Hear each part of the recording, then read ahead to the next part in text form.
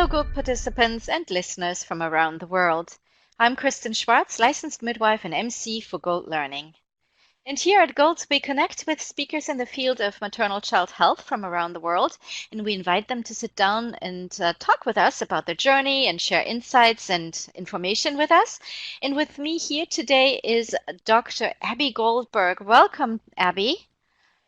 Thank you. Thank you for having me. It is wonderful to have you with us, and you will be part of the Gold Perinatal Online Conference of 2019, isn't that correct? Yes, thank you. And Abbie, you will be presenting on the transition to parenthood for sexual minorities. Great topic, and we're going to dive into that in just a little bit and talk about the topic and your presentation. But for our listeners now, to get to know you a little bit, where in the world are you located? So I'm in Worcester, Massachusetts. That's where Clark University is, where I've been since 2005. Wonderful. And tell us a little bit about your background and your professional journey. Okay, so I actually did my PhD in clinical psychology at UMass Amherst, which is in Amherst, Massachusetts. And there I actually did research on the transition of parenthood for dual earner working class couples. So couples where both partners had less than a college education and were low income. And so we were really interested in sort of what happens when these families have to go back to work and the kinds of workplace policies that can support or kind of undermine their own well-being and that of their family. So we were interested in things like parental leave policies and supportive workplaces and how that affects families and how it affects children through their parents' workplace stability and mental health. And so through that work, I got really interested in the transition to parenthood for same-sex couples because, Mhm. in contrast to a very large number of studies on heterosexual couples, there was not a single study on the transition to parenthood for same-sex couples. Mhm. So it was really inspired by this work that I was doing that I began to kind of dig into that topic and conducted the first longitudinal study of female same-sex couples and their transition to parenthood. And then since then, I've gone on to do that work in looking at gay male couples and looking at adoption, including heterosexual couples as well, and their transition to adoptive parenthood. Wonderful. And as you mentioned, when you started out with your research, there was not much available in these areas, right? And there was very little. There was a little research on lesbian parents. There was very little research on gay dads. Hmm. And there was really almost nothing on really the transition to adoptive parenthood, which is very unique, or how couples decide, what route they'll choose to becoming parents, for example. Right.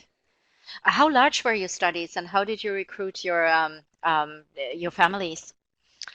Well, their initial study was small, so it was about 35 couples or families, so 70 women. And I recruited really, as I have for many studies, using the help of midwives and OBGYNs and hospitals, support groups, doulas, to sort of try to, because I've been very interested in getting people before they actually have a baby. So, if we just looked at what people look like after they have a baby, things look one way. So it's Right. important to understand what do things look like before that baby or child comes into the picture, and that will help us to understand better. What are the things that help people have an easier transition to parenthood, or which are the families that seem to struggle the most? What are the supportive contexts that seem to make the biggest difference in families' lives? So um, I recruited, that sample using predominantly, OBs and midwives. And then my adoption work has, again, really drawn on the support and help of adoption agencies. So Hmm. agencies can help me to find people who are in the process of adopting, and that way I can talk to them before they adopt, and then also after they adopt. So that's sort of the hallmark of a transition to parenthood study is allowing for the kind of collection of data from the individuals before and after they become parents. And so I've followed those families for the past 12 years, 12, 14 Mm. years. It's absolutely fantastic, and there's continuity in there. And I love what you said that you work with healthcare providers before they even become, with Yes. recruiting families or looking into that before they even become thinking of becoming parents, and then their journey. And I can imagine the information you collect and the work you're doing is so beneficial because we as healthcare professionals, doulas, lactation consultants, anybody who works in the field, we want to know more. We want to learn. We want to make sure that we can serve our clients, our families, the best way possible. And with that comes that we need information, we need studies like yours, So I'm glad you have you know have done all that and started early before they even were actually pregnant in the case of pregnancy and beyond. So that's actually fantastic to hear. Thank you for that. You're welcome. It's a lot harder to get people, before they're actually parents. Yeah, I can, and that's why I'm saying this because I'm not a researcher, but I can imagine that this is an extra set of obstacles you had to overcome to get that information because, um, and that's why I'm saying that too. So that's wonderful. Now, you've also written several books. Tell us a little bit about, and this is important because I want our listeners to get the information so they know that there's resources out there. And your books definitely belong to the group of resources that we're looking for here. So tell us what you have published so far and what you have in the works. Yeah. So my first book was a 2010 book called Lesbian and Gay Parents and Their Children, Research on the Family Life Cycle. So it really reviews all of the research to date on kind of, what it, what do we know about lesbian and Right. gay parents.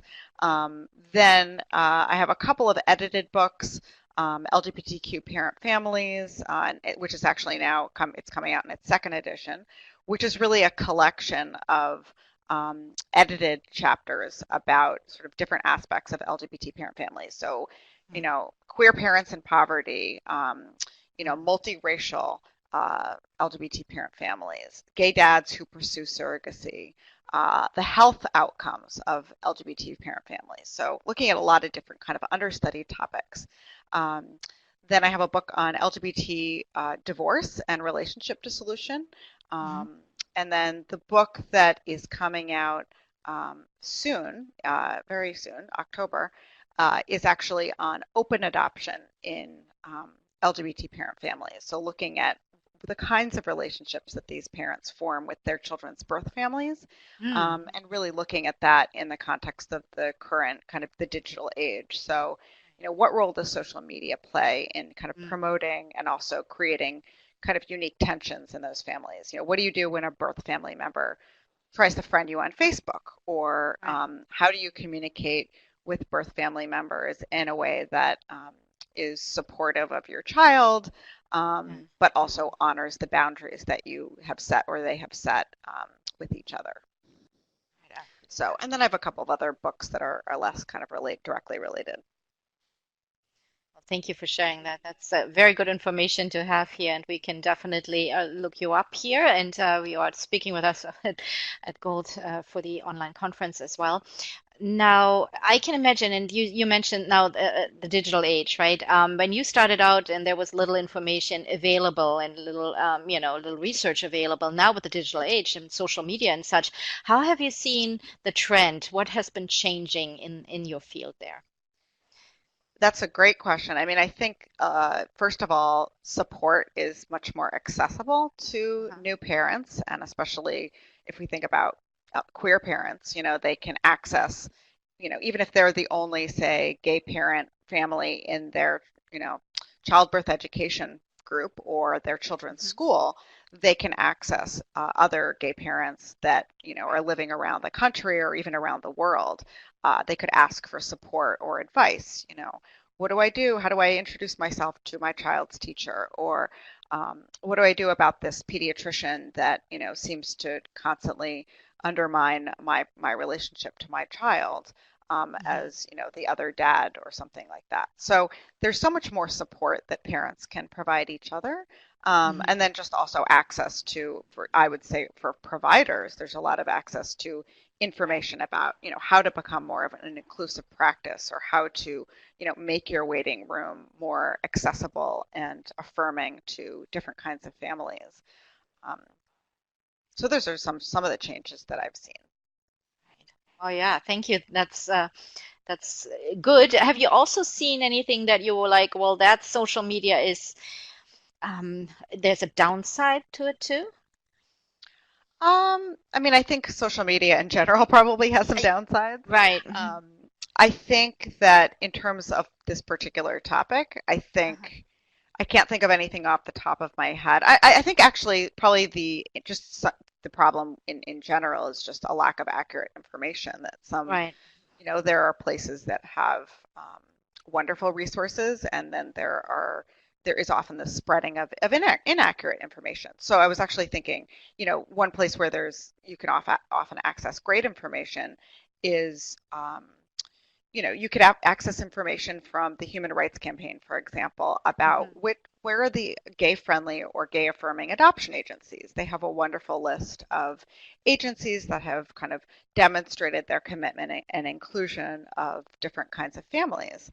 But I'm sure, too, that there are probably sources out there that Hmm. kind of promote inaccurate information that may have Right. information about practices or agencies that either paint those as more inclusive than they are, or perhaps, one person had a bad experience and then perhaps a whole community of people might steer clear of that particular practice or agency. So I could see it actually working in both ways. I see. Now let's talk about your presentation, The Transition to Parenthood for Sexual Minorities here. It's coming up at the Gold Perinatal Conference. Talk a little bit about what you will be presenting on for us here.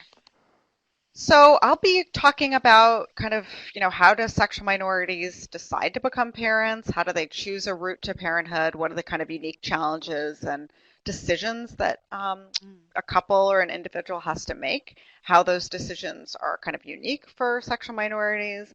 I'll be addressing some kind of under examined or not really talked about groups within the LGBTQ umbrella, like bisexual parents and trans parents, talking about how does kind of mental health and relationship change across the transition to parenthood. Um, what are some of the kind of unique parenting challenges that folks encounter? What happens when a couple splits up? How is that unique for same-sex couples? So kind of a little drive through of kind of some of the major transitions in sexual minority parents' lives. Hmm. And if you had to pick, and will be my last question, I promise, one thing that you hope, I know there's probably several things you hope our delegates will take away from your presentation, but if you had to pick just one, what would that be?